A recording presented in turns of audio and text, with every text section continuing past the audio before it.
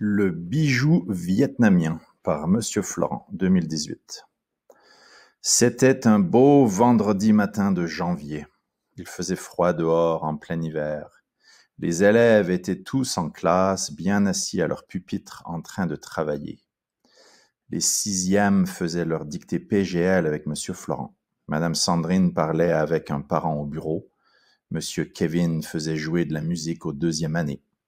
Madame Pascal racontait les vacances de son mari et de ses filles au Vietnam et aux achats qu'ils avaient faits au marché de Dong Hoang, dans la capitale de Hanoï.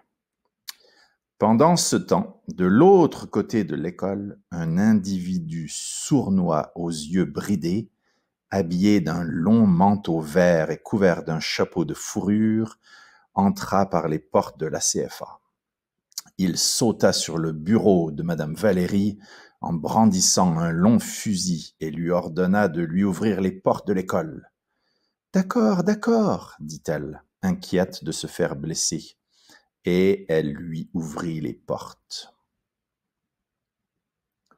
L'homme se précipita à travers des portes de sécurité et courut dans le couloir. Pendant ce temps, Madame Valérie appela rapidement Madame Jacinthe pour lui annoncer la mauvaise nouvelle et lancer un lockdown dans toute l'école. L'homme atteignit la classe de Madame Pascal en quelques secondes. Toutes les portes de classe se fermèrent et les enfants se cachèrent sans faire de bruit. L'homme armé arriva devant la classe de Madame Pascal. Il savait ce qu'il cherchait était là. Juste derrière la porte. Il savait que ce qu'il cherchait était là, juste derrière la porte. Il avait parcouru bien des kilomètres pour en arriver là. Cela faisait 4 jours qu'il était parti de Dongwon. Il tira avec son fusil sur la serrure de la porte de la classe et la serrure se brisa en 1000 morceaux.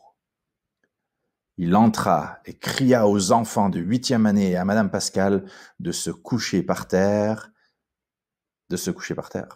Il se dirigea vers l'armoire au fond de la classe, la poussa du mur et décrocha quelque chose attaché au mur. C'était un bijou en or, un objet sacré du Vietnam que M. Jacobson avait acheté au marché et, ayant découvert sa valeur inestimable, avant de le rendre aux autorités vietnamiennes en lisant les journaux, avait décidé qu'il serait plus en sécurité dans la classe de sa femme que caché chez eux. Les élèves de 8e année étaient encore couchés par terre, apeurés par toute cette scène traumatisante. Madame Pascal ne savait pas comment réagir et avait peur pour le bien-être de ses élèves. Certaines filles pleuraient, et même des garçons.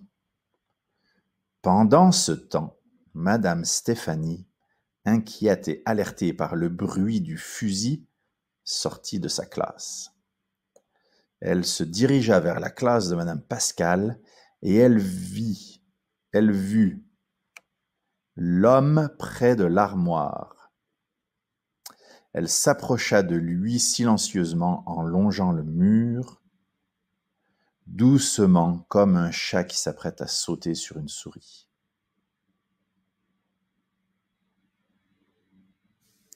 Elle fit 2 bonds, un coup de pied et une clé au bras à l'homme avant que ce dernier se ramasse le nez contre le sol. Elle désarma l'homme et l'immobilisa. Il ne pouvait plus bouger et il criait « Lâche-moi, lâche-moi !» Madame Stéphanie demanda à Madame Pascal d'aller chercher Madame Sandrine et d'appeler la police. Les policiers arrivèrent 5 minutes plus tard et embarquèrent l'homme au manteau vert. Madame Sandrine et tous les enfants remercièrent Madame Stéphanie. Ils étaient soulagés que l'incident était fini. Victor demanda à Madame Stéphanie comment elle avait pu être si courageuse et si efficace avec son attaque. Madame Stéphanie expliqua à tous les enfants et à ses collègues qu'elle n'était pas juste une enseignante. Pendant les vacances et les fins de semaine, elle s'absentait dans les 4 coins du monde pour remplir des missions spéciales car elle avait une identité secrète. Elle était une espionne ninja engagée par les services secrets canadiens.